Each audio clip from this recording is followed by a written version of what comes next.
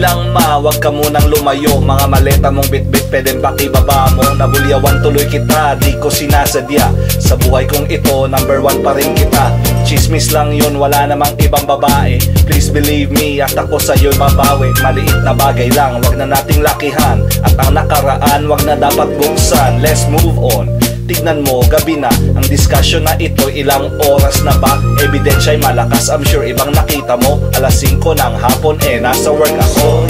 Sorry na, di ko sinasadya. Ang dilema na ko'y gusto kong maayos. Sorry na, di ko sinasadya. Ang dilema na ko'y gusto kong maayos. Sorry na, di ko sinasadya. Ang dilema na ko'y gusto kong maayos. Sorry na, di ko sinasadya.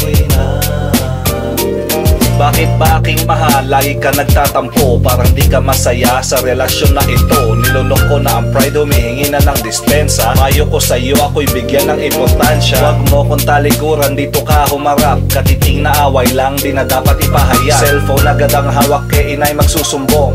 Bakit ka ganyan, ang bilis mong mapikon? Sabi ko na sa'yo, ikaw lang walang iba. Ang tagal na nga natin nagsususpecha ka pa. Ano ba ang gusto mo? Sige tayo magprangkahan. Ang usapan na to'y wala na bang katapusan?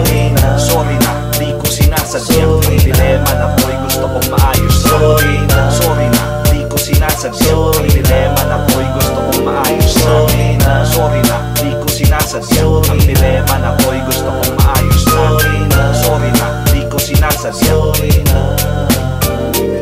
Bigla siyang humarap, di na daw nagtatampo. Sabi niya sa akin, Daddy, ang corny mo. pag-ibig nga naman, magulo talaga.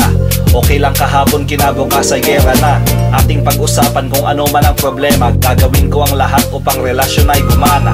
Lahat ng panahoy iuukol sa'yo. Pag kailangan ka man agad akong tatakbo. Hiling ko lang sa'yo, wag mo kong inag. Wag mong susugurin pag ako ay nasa job. Ang mensahe ko sa'yo, akin ang wawakasan. Hinanakit ko sa dibdib, nais ko lang ipaalam. Sorry na, di ko sinasadya. Ang dilema na to'y gusto kong maayos. Sorry na, di ko sinasadya. Ang dilema na to'y gusto kong maayos. Sorry na, di ko sinasadya. Ang dilema na to'y gusto kong maayos. Sorry na, di ko sinasadya.